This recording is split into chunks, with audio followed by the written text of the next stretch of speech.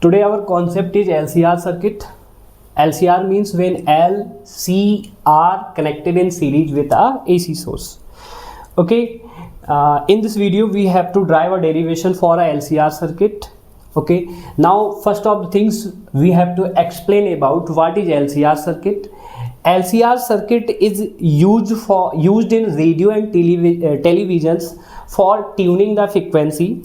Just like you listen a radio FM like 93.5 station, 98.3 station for Radio Mirchi, and in this case you have to set the frequency.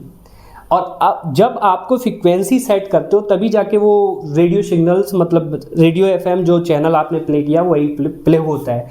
तो for LCR circuit we have to say that कि LCR circuit is used in radio and televisions. इसमें use होगा radio and televisions. For what? For tuning frequency,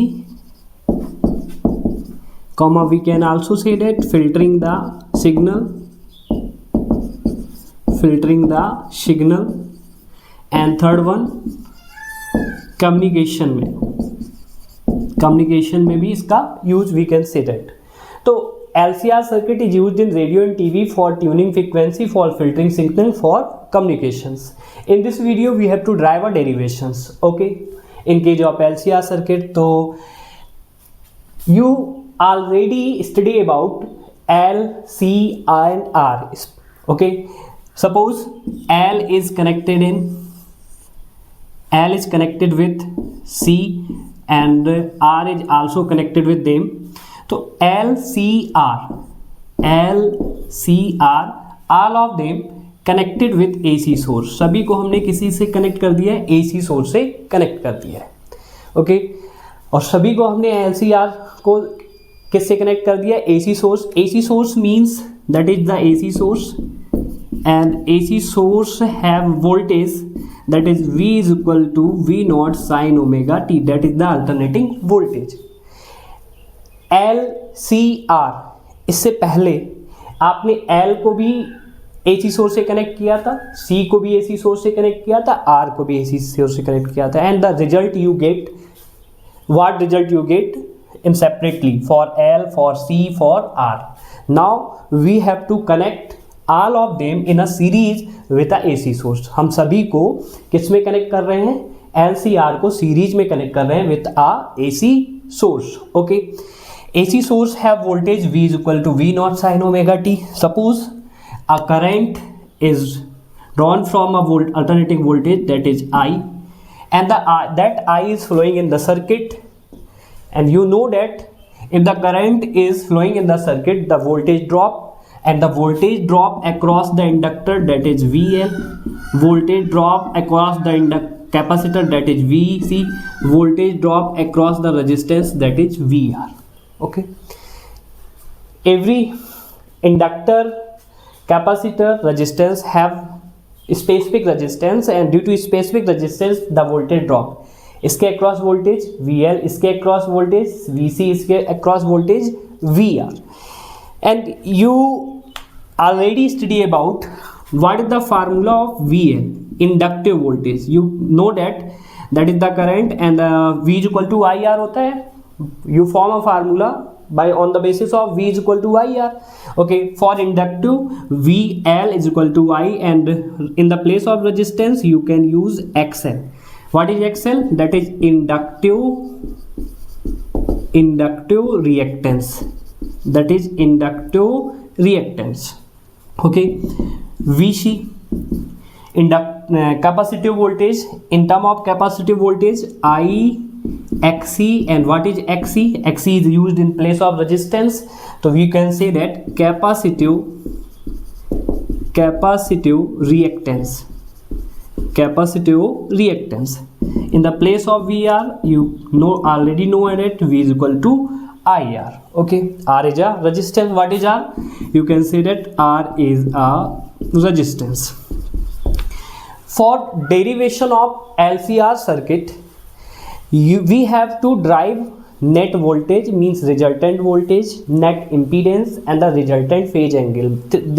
These are three main concepts you get from the LCR derivations: resultant voltage, net impedance and resultant phase angles. Okay, so first for the derivations, first we have to know about the phasor diagrams, how inductive current, inductive voltage, capacitive voltage and resistance voltage behave with current. Okay, तो phasor diagrams अगर आप पढ़ेंगे तो phasor diagram से ये derivation बहुत ही easy हो जाता है. जरा देखते हैं.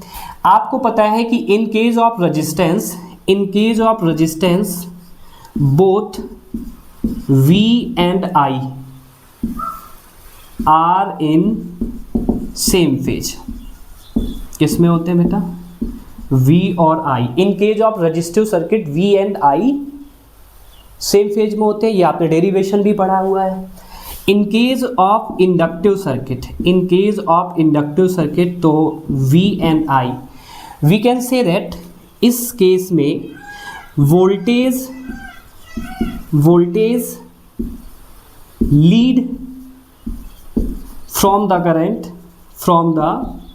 Current by pi by 2. Current से कितना लीड करता है? Pi by 2.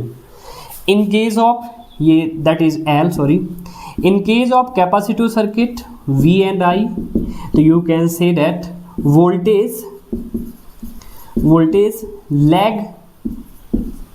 Lag from current by pi by 2. तो ये अगर पॉइंट आपको याद है कि इन केस ऑफ रजिस्टर दोनों सेम फेज में है. In case of resistive circuit both are in same phase. In case of inductive circuit voltage lead करेगा किससे? करंट से. कितना? Pi by 2. But in case of capacitive circuit you can say that voltage lag from the current by pi by 2. Voltage lag from the current by already.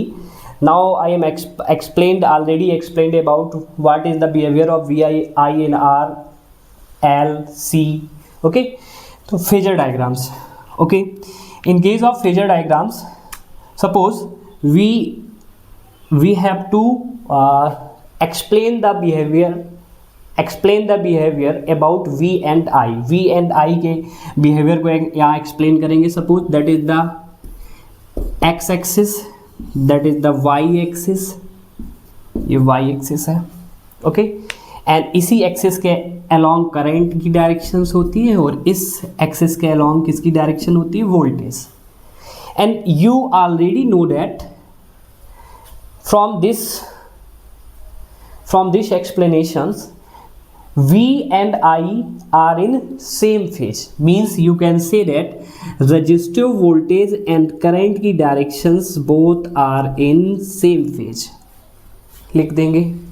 अब देखो, in case of inductive circuit voltage lead from the current by pi by 2. Current ये है, voltage inductive का lead कर रहा है. कितना lead कर रहा है? Pi by 2. तो you have to write here inductive voltage lead कर गया. नेक्स्ट, फॉर कैपेसिटिव सर्किट आप देखो ये I है और इससे ये क्या कर रहा है? लैग कर रहा है. कितना लैग कर रहा है बेटा? पाई बाई 2. तो इन आपने यहाँ पर जो भी लिखा दैट इज V और C, क्योंकि ये क्या कर रहा है? लैग कर रहा है. किससे? करंट से. तो देखो R and VR and I are in same phase. VL and I lead by pi by 2. VC and I lag pi by 2. Okay. Now we have to calculate main three concepts, that is resultant voltage, that is impedance, that is resultant phase angles. Okay. If suppose VL is greater than VC and you know that both VL and VC have the angle 180 degree. Linear है दोनों, 180 degree है. तो इन दोनों का अगर हम net निकालें तो नेट वो निकलेगा, जैसे सपोज इस केस में हम नेट निकाल रहे हैं that is VL minus VC. Suppose VC is greater then VL, तो यहाँ पे बेटा क्या हो सकता है? VL minus VC minus VL, जो भी ग्रेटर हो, क्योंकि अगर ये VL इससे बड़ा हुआ तो आप VL माइनस VC इससे बड़ा हुआ तो VC माइनस VL कर सकते हो, आप VC माइनस VL कर सकते हो। सपोज हम पहला केस ले रहे हैं और ये पहला केस है, ये आपका दूसरा केस है, ठीक है। इन फर्स्ट केस अगर आप रिजल्टेंट रिजल्टेंट वोल्टेज निकालना चाहते हो तो रिजल्टेंट वोल्टेज आपने इसका रिजल्टेंट वोल्टेज आप किसका निकाल रहे हो, that is VL minus VC और VR का। सेकेंड केस में VC माइनस VL और VR के बीच में निकाल सकते हो, ठीक है। तो रिजल्टेंट वोल्टेज हो गया V एंड रिजल्टेंट वोल्टेज ने कितना एंगल बनाया, that is phi. Resultant voltage ने कितना एंगल बनाया, दैट इज फाई। अब आते हैं हम डेरिवेशन के कॉन्सेप्ट पे। तो फॉर फर्स्ट केस अब फर्स्ट केस में हम देखते हैं जरा। तो फॉर फर्स्ट केस आपको निकालना है रिजल्टेंट वोल्टेज, और रिजल्टेंट वोल्टेज अगर आप निकाल रहे हो तो आपको फार्मूला पता है कैसे निकालते हैं resultant voltage. R is equal to under root A square plus B square plus 2AB cos theta, but 2AB cos theta is 0. Why? Because VL minus VC and VR they have 90 degree angle between them. 90 angle तो cos 90 0, यानी 2AB cos theta खत्म हो चुका है। तो 2AB cos theta खत्म हुआ तो हमने रिजल्टेंट वोल्टेज का फार्मूला लिखा, that is VL minus VC का होल स्क्वायर एंड VR का whole square, that is the resultant voltage. वैसे तो 2VL minus VC into VR cos theta होता, लेकिन एंगल कितना था दोनों के बीच में, 90, तो हमने वो वाला कंपोनेंट लिखा ही नहीं। तो ये हो गया आपका किसका बेटा, रिजल्टेंट वोल्टेज का फार्मूला। ये किसका फार्मूला हो गया, रिजल्टेंट वोल्टेज का फार्मूला हो गया। अब रिजल्टेंट वोल्टेज के बाद आप यहाँ पर निकालते हैं net impedance. Okay, net impedance यानी जेड नेट इम्पीडेंस का मतलब impedance is like a resistance but sum of all, मतलब sum of all means inductor have some resistance, capacitor have some resistance, and resistor have already some resistance. The sum of all these terms, then we get one terms that is impedance. Impedance भी एक तरीके का resistance है ना, ये resistance आपको इन सभी के specific resistance से करने पर मिलता है। ओके, तो impedance अगर हम calculate करते हैं तो जैसे VL आपको पता है कि क्या होता है बेटा, VL को अभी मैंने बताया था IXL, VC IXC and VR को IR। ऐसे ही अगर हम नेट इम्पीडेंस लिखें तो और इसी फार्मूले से इसको बनाएं तो हमने IZ, क्योंकि Z is a resistance, okay,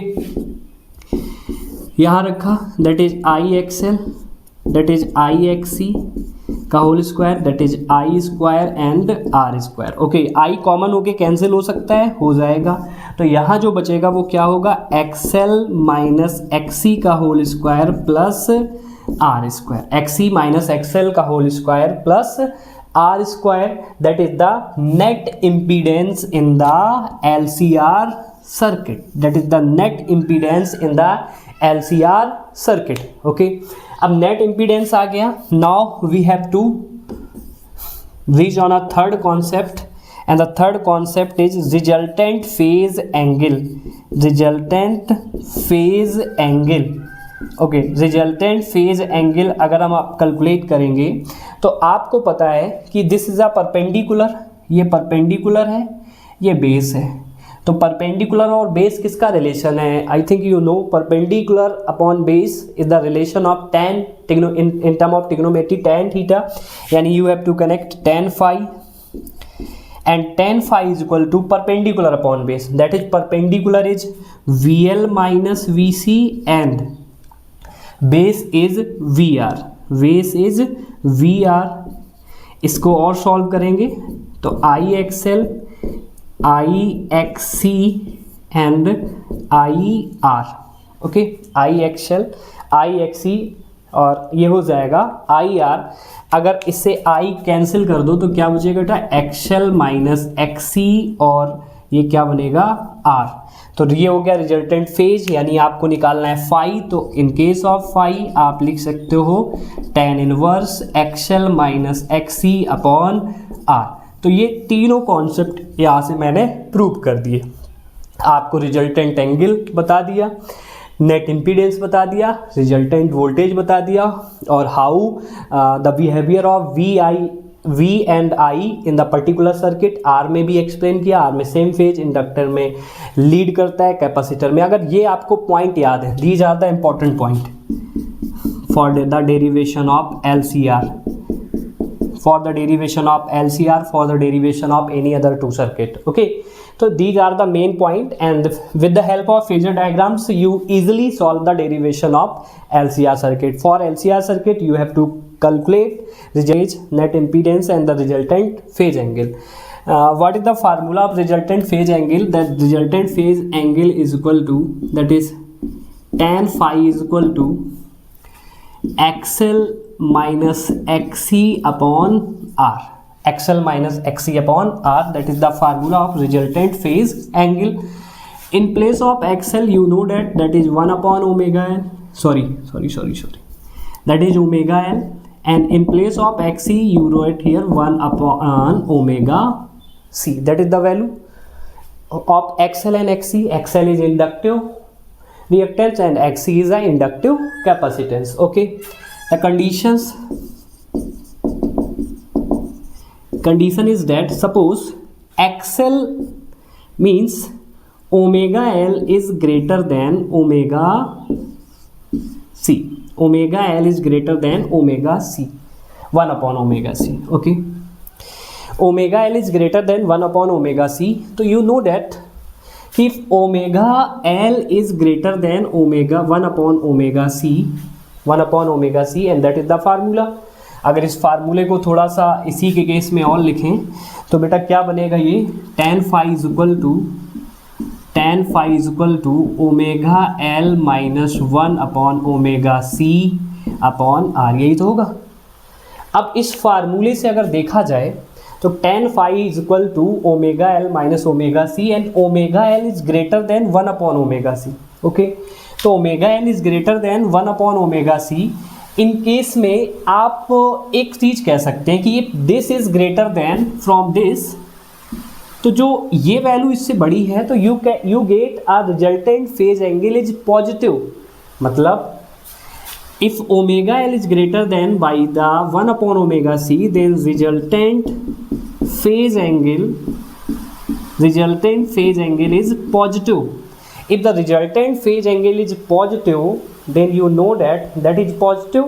अगर इस सेकेंड केस में देखें resultant voltage that is phi, and ये रिजल्टेंट वोल्टेज नेगेटिव हुआ, ये रिजल्टेंट वोल्टेज पॉजिटिव, यहाँ पर रिजल्टेंट फेज एंगल पॉजिटिव है, और यहाँ पर जो रिजल्टेंट फेज एंगल है वो कैसा है, नेगेटिव है। रिजल्टेंट फेज एंगल कैसा होगा, नेगेटिव। ओके, तो if the resultant phase angle is positive, तो you can say that the whole circuit is behave like a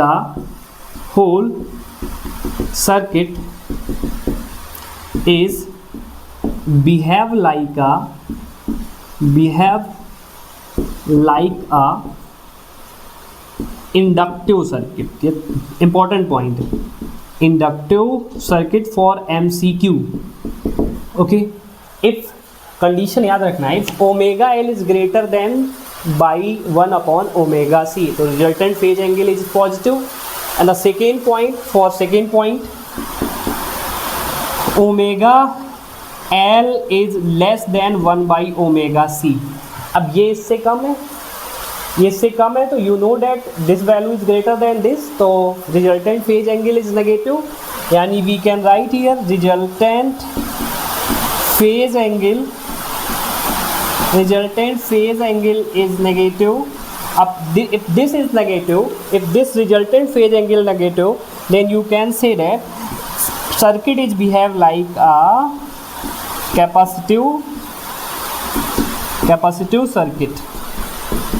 Okay, and the third and the last point, that is omega L is equal to 1 upon omega C. If this is the equal, अब ये equal हो गया, बचा resistance, क्योंकि इन दोनों का equal हो गया, खत्म हो जाए, माइनस में है, दोनों इक्वल है, खत्म हो जाएंगे। अब ये जीरो हो गया, तो रिजल्टेंट फेज एंगल क्या हो जाएगा, यहाँ पर अगर देखा जाए तो जीरो। यानी फेज एंगल जो हो जाएगा वो जीरो। अब फेज एंगल अगर जीरो होता है then you know that if the phase angle is zero तो सर्किट जो बनेगा वो कौन सा होगा, रेजिस्टिव सर्किट। रेजिस्टिव सर्किट यानी ये वाला जो लास्ट वाला हो जाएगा वो रेजिस्टिव सर्किट। यानी अब हम कह सकते हैं we already explain about the LCR circuit, मतलब whole of the things about the LCR circuit की LCR सर्किट का यूज किस में होता है, LCR सर्किट से रिजल्टेंट वोल्टेज कितना निकलता है, LCR सर्किट से नेट इम्पीडेंस क्या निकलता है, LCR सर्किट से रिजल्टेंट फेज एंगल क्या निकलता है। And in case of LCR circuit if omega L is greater than omega C then the whole circuit is behave like कैसा होगा, if this is greater than from this whole circuit, if both are the equal then whole circuit is behave like a this. Okay, और अगर ये concept आपको अच्छा लगा है तो आप इस कॉन्सेप्ट को लाइक और शेयर कर सकते हैं और इसी